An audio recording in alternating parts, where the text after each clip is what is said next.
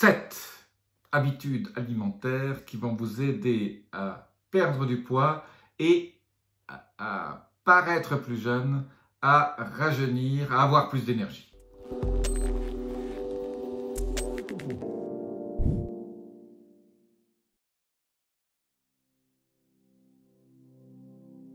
Je suis Jean-Marie Vuternin, je suis expert en rajeunissement et longévité et je veux ma communauté à ajouter de la vie à leurs années et des années à leur vie.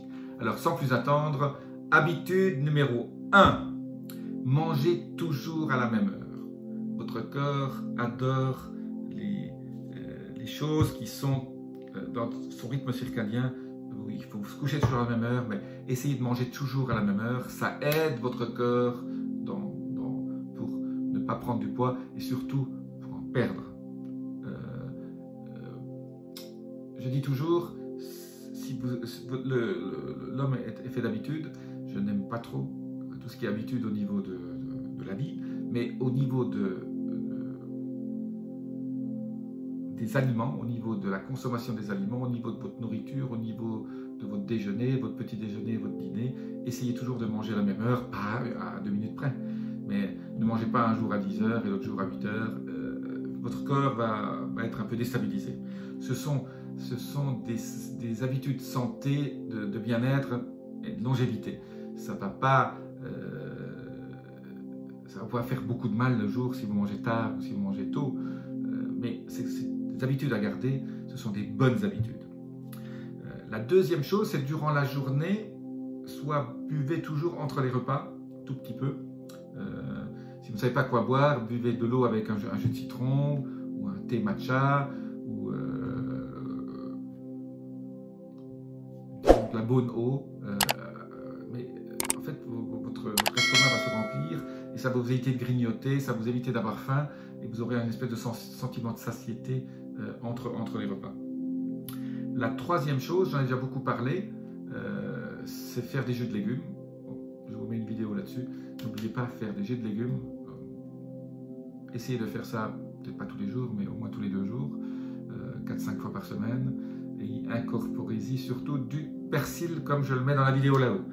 La quatrième chose, c'est manger beaucoup de légumes avec le plus de couleurs possible. Plus il y a de couleurs, mieux c'est. La couleur du légume, c'est signe que le légume est bon pour vous, qui contient des flavonoïdes, des antioxydants. Je ne reviendrai pas là-dessus. Mangez des légumes avec beaucoup de couleurs.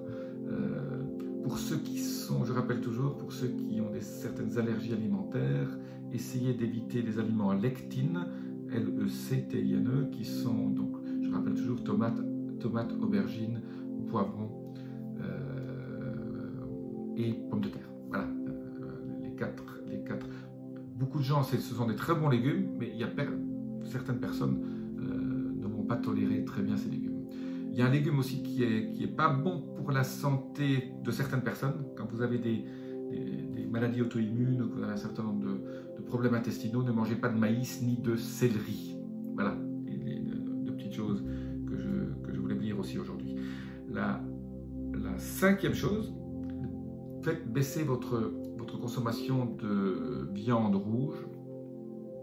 Un petit peu c'est bien parce qu'il faut de la B12, mais moi, la viande rouge 2 fois par semaine, c'est très bien. Et encore pas des gros steaks de 250 grammes. Alors, la sixième habitude, je l'ai beaucoup utilisée quand j'étais beaucoup plus jeune, et on le fait peut-être un peu moins maintenant, quoique, c'est manger ce que les Américains appellent soup and salad. Donc, manger des soupes et des salades. Souvent, on peut manger la soupe suivie d'une salade. Il y a d'ailleurs des chaînes de fast-food, mais du bon fast-food, qui ne vendaient que des soupes et des salades. Et ils avaient un succès fou dans les années 90-2000, surtout aux États-Unis. Et c'est extrêmement, pour les gens qui sont conscients de ce qu'ils veulent manger, une très bonne soupe, une soupe de cresson, une soupe d'épinards. Alors, si vous aimez les pommes de terre et que vous voulez éviter de manger des pommes de terre, dans une soupe, j'ai un petit conseil, la pomme de terre peut être très facilement remplacée et obtenir la même texture avec des courgettes. Ça, pas beaucoup de gens le savent. Mettez des courgettes comme base et après, mettez persil, cresson, plein de légumes, du chou-fleur. Et après, mixez-les. faites en sorte que ce soit agréable à manger, bien épicé. Hein. La clé des soupes, c'est les épices. C'est la clé des salades, c'est la texture et les épices. Donc des soupes et des salades. Et les salades, vous pouvez rajouter un peu de protéines, un peu de fromage. Voilà. Et alors, changer de salade. Hein, salade de chicon, d'endive, salade des mesclins, de la batavia, voilà. La rucola, changer de salade. Le 7e, c'est vraiment la clé indispensable, c'est éviter les boissons sucrées et là aussi faites baisser le nombre de fois où vous mangez des desserts sucrés. Le sucre est vraiment l'ennemi, surtout au niveau des boissons. Donc évitez bien les boissons sucrées et évitez les desserts. Je ne dis pas tout le temps, mais un dessert 1 à 2 fois par semaine, c'est bien suffisant. Et essayez de manger des desserts non sucrés, très peu sucrés. Moi, j'adore le chocolat. Et donc, tous les desserts au chocolat, nous utilisons du chocolat à 100% de cacao, dans lequel il n'y a pas de sucre. Par contre, on rajoute de la fleur d'oranger, on rajoute d'autres choses pour faire des crèmes au chocolat, voilà, qui sont ultra bonnes. Mais on peut faire des desserts sans sucre.